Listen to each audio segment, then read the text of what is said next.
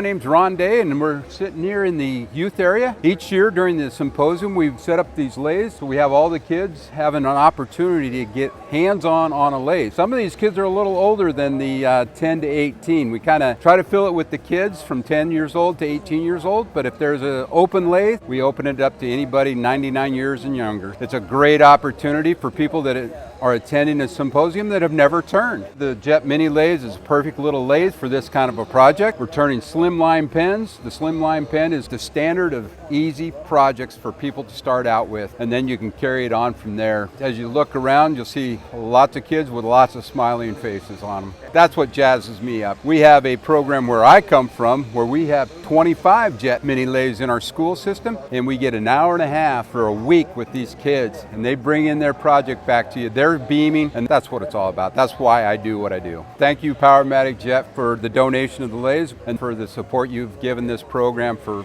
many, many years, and we couldn't do it without you.